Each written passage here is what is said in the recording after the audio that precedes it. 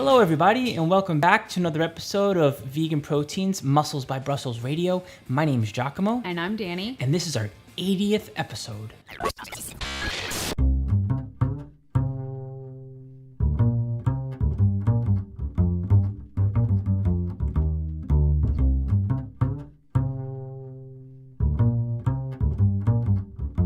Welcome back, everybody. Thanks so much for tuning in. It's been a pleasure making these episodes. I'm pretty excited. This is number 80, getting closer and closer to episode 100. I'm sure we'll do a real celebration when that happens. Might take another year or so, but whatever.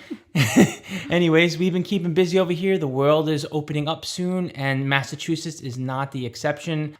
This is like the calm before the storm. I feel like I'm waiting to think about what I have wanted to do, and I'm more excited about that than actually what I'm going to be able to do differently in the next couple of weeks. What? Like, I don't know, going out to eat without worrying about stuff, just like being out of the house more often, etc., etc. Don't get it twisted. We've been keeping real busy over here. I mean, aside from a big move, we've been moving our body differently. We started a skate gang, for example. Don't call it a skate gang.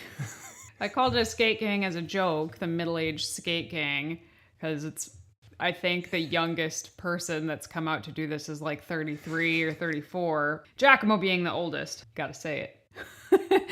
But yeah, we've been going out and skating a few nights a week. 𝐬𝐿𝐫 on his rollerblades and me on the roller skates that I got for Christmas that I hadn't really been able to use. And it is humbling to be a beginner at something. I haven't been a beginner at something like physical in a long time, partially because like I'm somebody who gets really frustrated when I can't master something right away. I'll try something for a little bit and I'll be like, I didn't want to do it anyway. Like that's kind of my attitude towards it. Roller skating looks like so much fun and I really do want to be able to do it. It is not an easy thing to learn. There's like a steep learning curve in the beginning and I have taken quite a few spills. Protective gear is your friend. But last night I was out skating by myself. I almost fell and I kind of caught myself and somehow I like threw my neck out, not falling. Maybe 35 is not the time to be learning how to roller skate, but I'm going to anyway. Age is just a number. Honestly, I get so frustrated personally with those kinds of experiences when I'm learning something new or using old skills that I need to brush up on. Like I've rollerbladed before, but it's been a long time. Usually what happens to me, kind of similar to you, Danny, like I'm hesitant and I'm careful, but I want to go for something new. And I wind up being overly careful and tensing myself up, almost self-sabotaging before I learn something. But what's the alternative? To just, I don't know, go for a jump and fall, for example. So it's like that in-between phase where you're learning and you're not sure what you're doing. And as a result, you wind up hurting yourself before you even try. Other stuff, we got to get you a tennis racket. Get me a tennis racket. I want to play tennis with you. I'll try. I've never done it before. We hit that one time, you don't remember? I mean, that wasn't playing tennis though. Right? Well, the same thing. Okay. We got in a court. It was fun. Anyways, yeah, looking forward to relocating only, a couple blocks down the road? Yeah, we're not moving far. We're moving, I don't know, it's a 10-minute walk from here, but it's a big move. It's a lot of stuff to move. We have, obviously, our own house stuff. We have the whole gym. And when we moved into this house, we had VeganProteins was still a store. So we moved the whole store here. Now we have all the vegan strong stuff here. Oh man, packing is something, huh? But everything looks like it's going well for this house buying situation. Knock on wood. I don't want to give us bad luck, but so far so good. So we'll see what happens. Hopefully in the next month we will be in there. Anyway, moving on to what we're talking about today, macros, but specifically when tracking becomes something that disrupts your quality of life. At what point do you draw the line and say, okay, well, I need to track right now, but maybe I'm tracking a little bit too much? For example, it's something we've been thinking about for a while. I feel like it's an important skill to develop. It's important to know how to do it really well. And I think that honestly, for everyone, it's different, but I think it takes years of practice to be able to learn how to be really, really good at not only tracking, but tracking as a part of your lifestyle. I don't think there's anything wrong with developing that skill. I think that's totally normal and it makes sense to become efficient at it. Once you become really good at that though, I've said this before, I think it's important to take off the training wheels and trust yourself to be more intuitive. right? But then there becomes a point in time in the future where you're looking to change your body. And whenever you're looking to change your body, I think to some extent you can trust yourself to be able to make a change. And then eventually your instincts kick in. And at some point you need to throw tracking into the mix to be able to keep on moving toward a goal, whether it's mass gain, whether it's body fat loss, whether it's something in the middle where your body recomping. Yeah, I mean, the goal, you always have to think about what is the goal. The goal is not to track macros.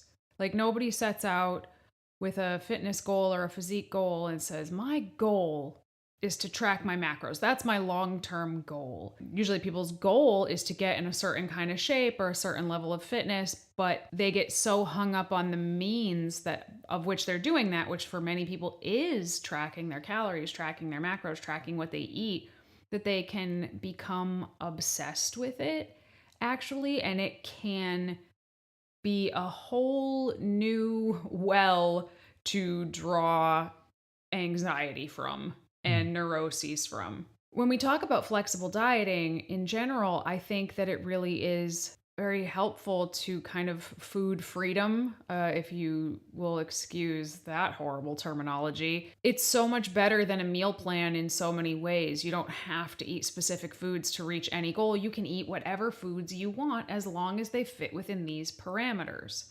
And I do believe that. I think that there's so much value in testing it out and trying it for long enough to realize that it's not BS. You really can incorporate all kinds of foods, like no good or bad foods, to reach your goal. So I understand why people get so into it. And especially if you're doing some kind of shredding goal or competition prep, like tracking your food is not negotiable. You have to do it. And you have to do it really well and not like, half-ass it. Mm-hmm. You really do have to do it well, but it's a means to an end. It isn't the be-all, end-all. But the problem is a lot of people feel like they are slaves to tracking their macros, like they literally can't stop even though they want to. It can really be a huge disruptor to people's lives. In what ways can it disrupt people's lives, Giacomo? When you don't realize how much of your headspace tracking is taking up, when you're thinking about what you need to track before you track it, when you're looking at your phone constantly thinking about how you can change the kinds of foods up so that you're hitting your goals to the gram, when you're starting to track things that you don't necessarily need to track. Put it this way. There are things that I think about because everything has calories in it, even, I don't know, spices, for example, or coffee, for another example. But I've gotten stage lean so many times over and have never tracked these things, never tracked them. And I think at some point, you kind of have to think about, well, how much of these details when it comes to food choices and how you're flavoring your food up do you really need to worry about?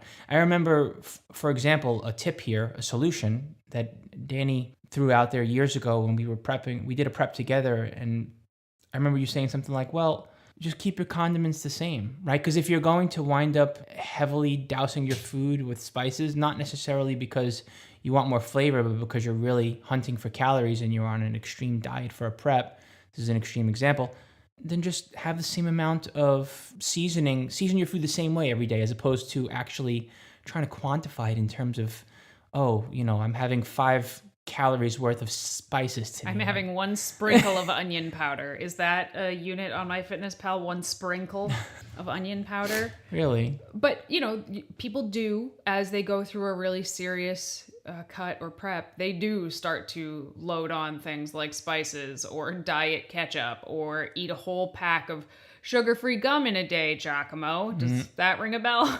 Yeah, it was like a 1 pack a day limit. Holy gastric distress, let me tell you. So I understand why people track these things when they have a very specific, very extreme goal. If you don't have a very specific or very extreme goal that you're close to, by the way, you can't, like, your goal is to get so lean that you can see lines in your glutes. Okay, you might need to track your ketchup, your diet ketchup. At that point, you might need to track your gum because yes, everything has calories, but you don't need to track all of the calories all of the time in every little breath mint Tic Tac that you eat. And when you start doing that, in my opinion, it is disordered. One could argue that bodybuilding diets are just eating disorder light, and I would 100,000,000% agree with that.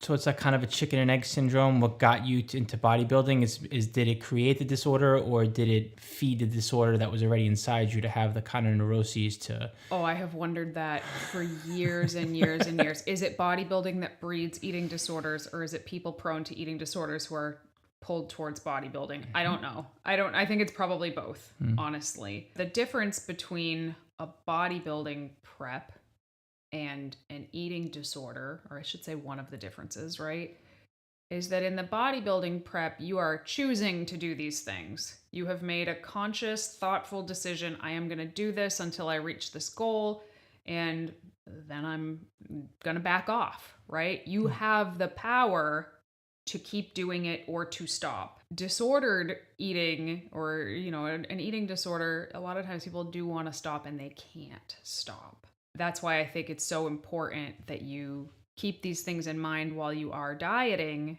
that you're going to back off. You're going to back off. You have to back off the tracking eventually. Mm-hmm. I can't tell you how many people I've spoken to who are not even dieting. They're not even trying to diet, but they won't go out to dinner with their husband because they don't know how accurately they can possibly track the thing that they order off the menu. That is a disruption to your life. That is a huge disruption to your life, especially if you're not actively pursuing a really serious endeavor. There is no reason to not go out to dinner with your husband. And if tracking is part of your goal at the moment, be honest with yourself and estimate how many calories and macros are in what you had. You might be wrong. You'll probably be off, but it's okay, because even nutrition labels are off all the time. Nutrition labels are off all the time. So this control that you think you have by tracking everything meticulously to the gram, you're kidding yourself. You're doing the best job that you possibly can, but it's not 100% accurate. So you need to let that idea that it's going to be 100% accurate go, because it's never going to be 100% accurate. I feel like it's important to exert some control so you can have the variables be relatively consistent. At some point, though, I think it's important to let it go and trust that as long as you're eating in a similar way most of the time, and that you have a pretty firm grasp on how much you're getting in, as long as your goal isn't super duper extreme, like getting to an unsustainable place, right? Like getting stage lean, for example. Short of that, I don't think that it's helpful to be that meticulous with your tracking all the time. Well, the thing is, it's not just that it's not helpful to be that meticulous all the time. After a certain point, it can actively become harmful. Mm-hmm. And I think that's the part that people don't talk about enough. You can get so obsessed with tracking your food that it actively harms your mental health. Mm-hmm. You can actively harm your physical self, especially if your macros that you're so hell-bent on tracking are wrong. If they're not enough for you and you're obsessed with hitting them, yeah, you can do some real physical damage there as well. So this beckons the question, where's the happy place when you're trying to make a change, Danny? We have tracking to the umpteenth degree, and we have being completely intuitive, right? And there's got to be a middle ground where you're still able to get pretty much any result that you want to get that is attainable. Well, I think that's going to be different for everybody. Somebody who has already, tracked their food on or off for years is going to be able to be more intuitive, because once you've tracked your food for a certain amount of time, you know what 20 grams of protein looks like on a plate. You just know. You have a rough idea how many calories are in your baked potato. You just know because you've tracked it for so long. So, is it really intuitive, or is it actually your knowledge coming into play? It's both. I like to call it informed intuitive eating rather than just intuitive eating. But the longer you have tracked, the more intuitive you're going to be able to be, because you're just going to know more. When you're newer to this, I think tracking can be a game changer. And I don't want to make it sound like I think tracking is a bad idea. I think tracking your food is something that everybody should do at some point or another in their life to get an idea of where they're at, because most people just don't know. They have no idea how much they're eating. They have no idea how much of anything they're getting. Carbs, protein, fat. They have no idea. They've never taken an inventory of how much fruits and vegetable do I get in a day. They have no idea. They don't know what correct portion sizes look like for them, and they won't until they start tracking their food. So I think tracking is wonderful. I just think that it can absolutely be taken too far. And when it happens, it's pretty ugly. It's very neurotic and it's very disruptive to someone's entire day. Someone could spend 30 minutes, before every meal trying to figure out what they can eat and what they can Tetris into their specific macros that they can hit. That's really stressful to that person, not to mention a monumental waste of that person's time. Monumental waste of that person's time. Somebody could get really, really hung up over whether a cup of broccoli has 20 calories or 24 calories. The answer is, doesn't matter that much. It's broccoli. Eat it. Pick one. If it was me, even in prep, like I have certain entries that I just use over and over again. So I've already decided okay, this is how I'm going to track broccoli. This is how I'm going to track green beans, zucchini, etc. And I just repeat those as I have them throughout prep. But if I came across a bag of broccoli in the produce section that said it had slightly different calories than the broccoli the way I log it, I'm just going to log it the same way I always freaking log it, because it's broccoli. Because nutrition facts on produce in the produce section is a relatively new thing. And it throws some people off because one bag of sweet potatoes might say slightly different macros than another bag of sweet potatoes, but it's the same damn potato. But if you're getting so hung up on the differences between the nutrition facts on two different bags of the same kind of potato, probably have a little chat with yourself. You've probably taken this too far at that point. I usually find different sources in the food database that I feel are reliable, and then I just stick with those food database sources. I don't look at the labels every time I shop anymore, which in my opinion is kind of freeing, even when I need to track. And to be clear here, well, you're vegan, so you definitely look at all the food labels. That's true. Let's be real. But not in the produce section, mostly. Yes. I also want to make the distinction that just because you're not quantifying calories, carbohydrates, and fats does not mean that you're not tracking. Yeah, like I just said, once you have a rough idea what food looks like, you just know. I have some clients that I've worked with for years, and sometimes they'll go on vacation and, they're not going to track on vacation, especially if they're not getting ready for a show. I'm not going to have somebody track their food on vacation unless they're getting ready for a show.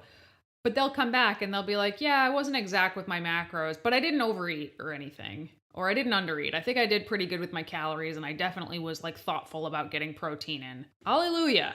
That's an enormous win on so many fronts. Somebody was able to go enjoy their vacation, relax, recover, recoup, whatever they're doing there. They were able to enjoy the food while they were on vacation. They were not stressing about a food scale or, having access to MyFitnessPal while they're away.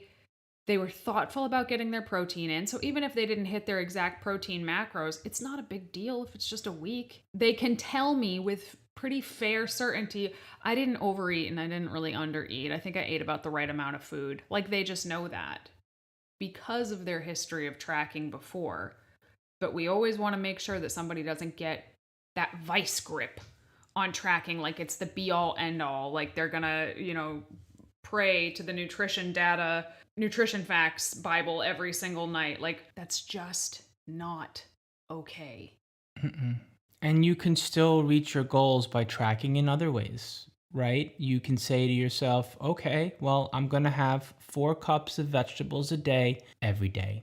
And if one day I have a little more than that, that's fine. It's a food that is so voluminous that it doesn't really matter if you wind up having 4.5 cups or whatever. Plus, you're not worrying about quantifying it. So it just takes less mental energy, less prep as well, to not have to weigh out your vegetables, for example. Same thing like what I was mentioning earlier, just to circle back with season your food. Just season your food the same way every day. For example, now you're tracking without needing to actually get caught up with a whole bunch of numbers, right? It's just so much less to have to worry and think about, and you're still tracking.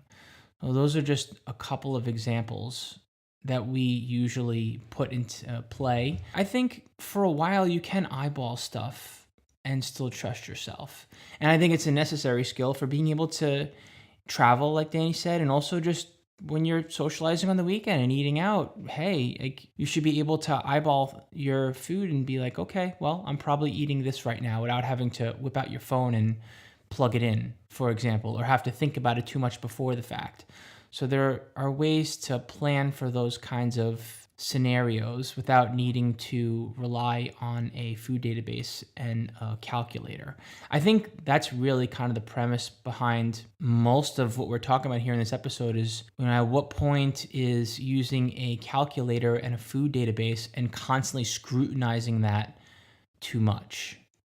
So going back to what I was saying before about the nutrition labels, a lot of people really get hung up on the nutrition labels, like a lot. In the United States, nutrition labels are actually allowed to be off by up to 20%. And that's not just calories, that's also macros.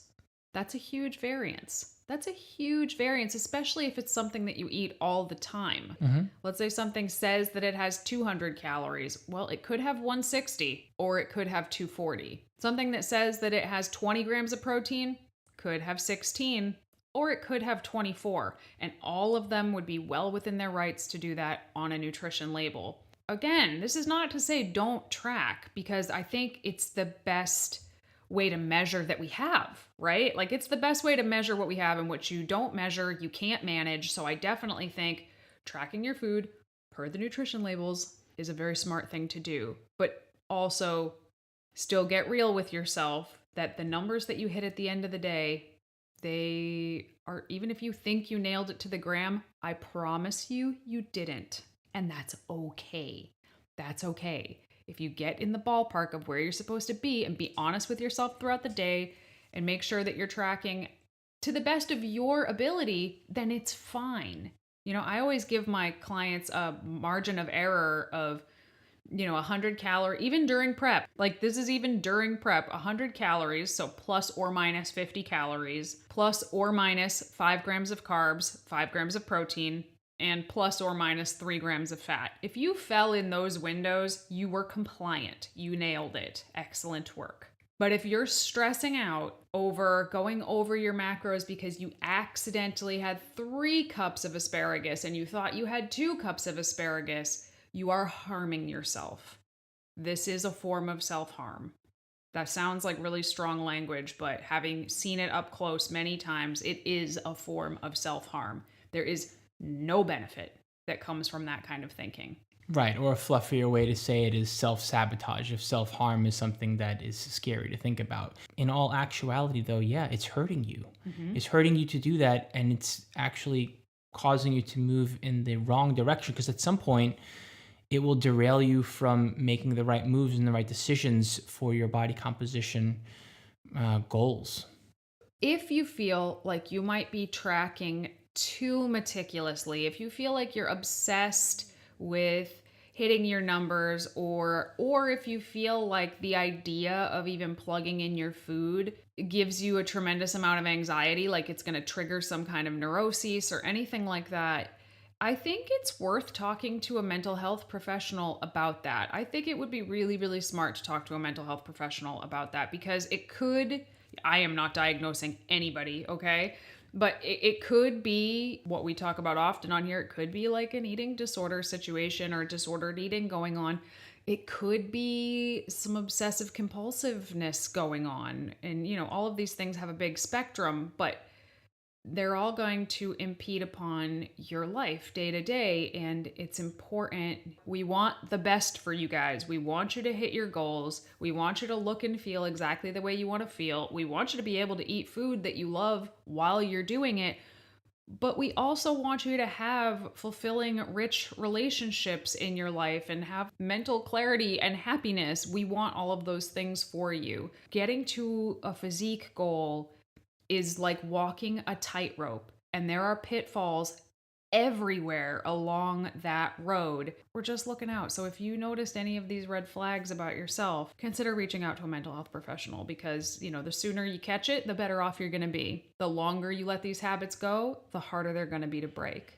And I feel like regardless, the more extreme your goal is, no matter how successful you are at getting there, the more you're going to have to focus on your mental health afterwards to get back to a state of balance. I agree.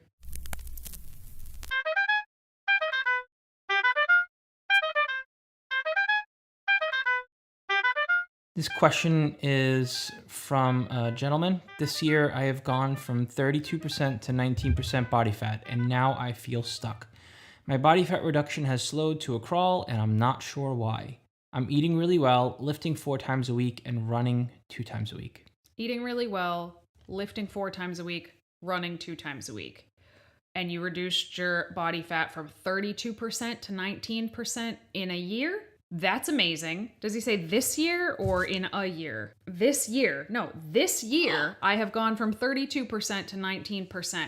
That is a massive change in 5 months. So first of all, congratulations. That's amazing that you were able to do that. Every single diet is going to start faster than it ends. It's like the opposite of a snowball effect. Snowballs pick up speed as they're going downhill. Okay, well, diets do the opposite thing. They slow down as you keep going, and that's normal.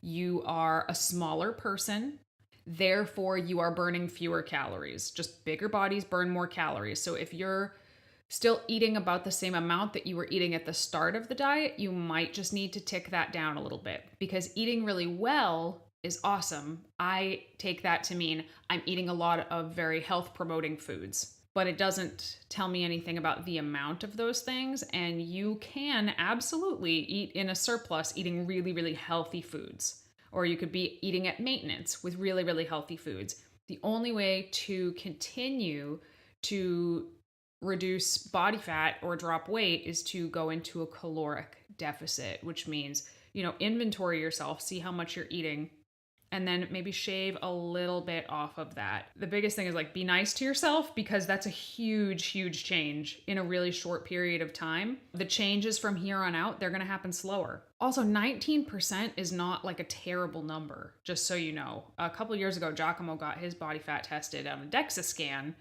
and it was 16%.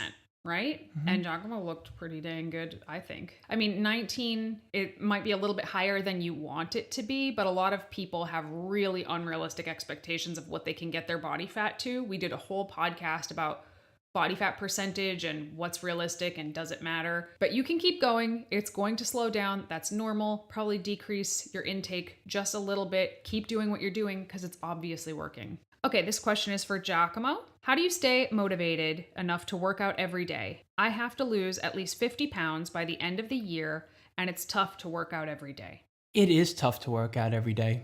It's tough to work out every day for anyone. It's an unrealistic expectation to think that you'll be able to, or even should, train every day. Let's start with that. The truth is that when we're ready to make a change, especially when it's a goal, we're looking at the finish line and we're excited about starting, when that's the thought process, we tend to say, okay, how much can we possibly do right now? But the reality of it is that's just not sustainable, and it's not even realistic. I always recommend starting off with fewer days worth of exercise, lighter goals, and then you work your way up to be able to do more. And even professional athletes don't train every day.